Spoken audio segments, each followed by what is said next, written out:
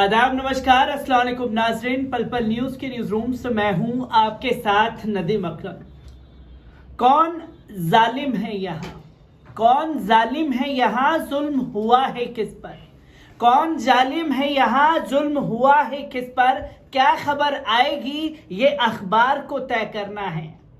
अपने घर में मुझे क्या खाना पकाना है, मुझे अपने घर में क्या खाना पकाना है, ये भी मुझको नहीं सरकार को तय करना है। जी हां, मरहूम राहत इंदौरी साहब के ये जो बोल थे आज बिल्कुल सही साबित होते हुए दिखाई दे रहे हैं। जहां देश को सबसे बड़ी अदालत पर भरोसा है कि वहां पर उम्मीदें जिंदा हैं, वहां पर लोगों को इंसाफ मिलेगा।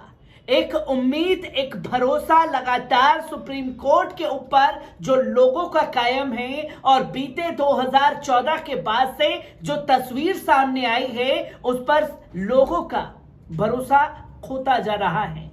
ये मेरा नहीं, खुद सुप्रीम कोर्ट के सीनियर एडवोकेट कपिल सिब्बल द्वारा कहा गया है कि अब अदालतों पर भरोसा करना, वो भी सुप्रीम कोर्ट पर उम्मीद जताना, ये चुनिंदा जजों के दिए जाते हैं वो संवेदनशील मामले। और संवेदनशील मामलों की अगर बात करूं तो 2014 से लेकर के अब तक जो केसेस हैं उस पर अगर बात की जाए तो सभी फैसले सरकारों के हित में आते हैं। अगर विपक्ष के ऊपर नकेल कसनी है तो सरकार के हित में फैसला आएगा। जहां नुपुर शर्मा के बयान से देश में आग लगी तो फैसला नुपुर शर्मा के समर्थन में आएगा। जहां 370 को लेकर के लोगों को उम्मीद है कि सुप्रीम कोर्ट से उन्हें न्याय मिलेगा, पर सुप्रीम कोर्ट के पास वक्त नहीं है 370 का केस लेने के लिए। सीए एनआरसी की बात की जाए तो सुप्रीम कोर्ट के पास वक्त नहीं है इन तमाम केसों को सुनने के लिए।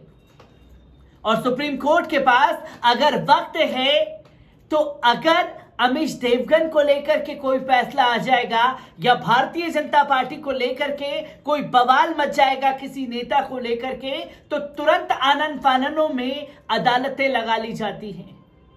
इसी को लेकर के कपिल सिब्बल ने बड़ा खुलासा किया है और साफ शब्दों में कहा है कि सुप्रीम कोर्ट में नहीं बची है उम्मीदें। चुनिंदा जजों को दिए जाते हैं संवेदनशील मामले। और इससे पहले पूर्व सीजीआई खासतौर पर रमन्ना साहब ये बातें कह चुके हैं कि अदालतों को खासतौर पर जजों के ऊपर शिकंजा कसा जाता है सरकारों द्वारा। आपको बता दें कि राज्यसभा सांसद और वरिष्ठ वकील कपिल सिब्बल ने हाल ही में सुप्रीम कोर्ट के फैसलों पर अपनी प्रतिक्रिया देते हुए कहा कि सुप्रीम कोर्ट से जब कोई उम्मीद नहीं बची है, उन्होंने कहा कि अगर आप सोचते हैं कि सुप्रीम कोर्ट से आपको राहत मिलेगी तो आप बहुत बड़ी गलती कर रहे हैं। मैं सुप्रीम कोर्ट में 50 साल प्रैक्टिस करने के बाद ये कह रहा हूं। उन्होंने कहा कि सुप्रीम कोर्ट से भले ही कोई ऐतिहासिक फैसला पास हो जाए, लेकिन इससे जमीनी हकीकत शायद ही बदलती है। उन्होंने कहा कि इस साल सुप्रीम कोर्ट में प्रैक्टिस करते हुए मुझे 50 साल हो जाएंगे और 50 साल बाद मुझे लगता है कि सुप्रीम कोर्ट से मुझे कोई उम्मीद नहीं बची है। आप सुप्रीम कोर्ट के प्रगतिशील निर्णयों की बात करेंगे तो उसकी जमीनी हकीकत में बहुत अंतर है। उन्होंने कहा कि सुप्रीम कोर्ट ने प्राइवेसी पर निर्णय लिए और ईडी आपके घर पर आ रही है तो काहे की प्राइवेसी रह जाती है।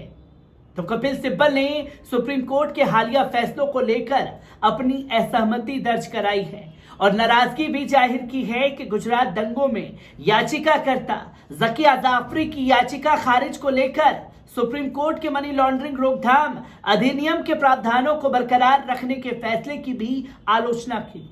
इन दोनों ही मामलों में कपिल सिब्बल याचिकाकर्ताओं की ओर से पेश हुए थे। कपिल सिब्बल ने आईपीसी की धारा 377 को असंवैधानिक घोषित करने के फैसले के उदाहरण देते हुए कहा कि फैसला सुनाए जाने के बाद जमीनी हकीकत जैसी की तैसी बनी हुई है। उन्होंने कहा कि स्वतंत्रता तभी संभव है जब हम अपने अधिकारों के लिए खड़े हों, उस स्वतंत्रता की मांग करें। उन्होंने कहा कि राजनीतिक रूप से संवेदनशील मामले कुछ न्यायाधीशों को सौंपे जाते हैं और फैसले की भविष्यवाणी पहले से ही सरकार द्वारा तय कर दी जाती है। तो क्या यह माना जाए, अगर कपिल सिब्बल की बात पर गौर करें, जो कि हम बार बार इस बात के लिए कहते रहे हैं कि जो बाबरी मस्जिद का फैसला आया और तमाम फैसलों को उठा करके देखें तो पहले से ही उसकी भविष्यवाणी सरकार द्वारा तय की गई थी। और ये आरोप कोई और नहीं बल्कि सुप्रीम कोर्ट के सीनियर एडवोकेट कपिल सिब्बल लगा रहे हैं। और इससे पहले सिर्फ कपिल सिब्बल ही नहीं, सीजेआई रमन्ना ने भी ऐसे ही शब्दों का इस्तेमाल किया था, जहां सरकार और विपक्ष के बीच आदार भाव हुआ है, जहां लोकतंत्र की हालत पर उन्होंने सवाल खड़े किए थे। आपको बता दें कि जयपुर में हुए राष्ट्रीय विधिक सेवा प्रधिकीकरण के राष्ट्रीय सम्मेलन में बोलते हुए सुप्रीम कोर्ट के चीफ जस्टिस एनवी रमन्ना ने कहा कि राजनीतिक विरोध का शत्रुता में बदलना किसी भी लोकतंत्र के लिए स्वस्थ संकेत नहीं है। रमन्ना ने कहा कि कभी सरकार और विपक्ष के बीच जो आपसी सम्मान हुआ करता था वे हर दिन कम होता जा रहा है।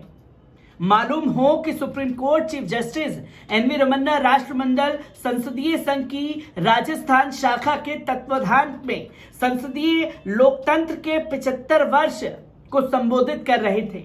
उन्होंने कहा कि किसी भी पार्टी में राजनीतिक विरोध को बैर में नहीं बदलना चाहिए, जैसा कि हम इन दिनों दुखद रूप से देख रहे हैं।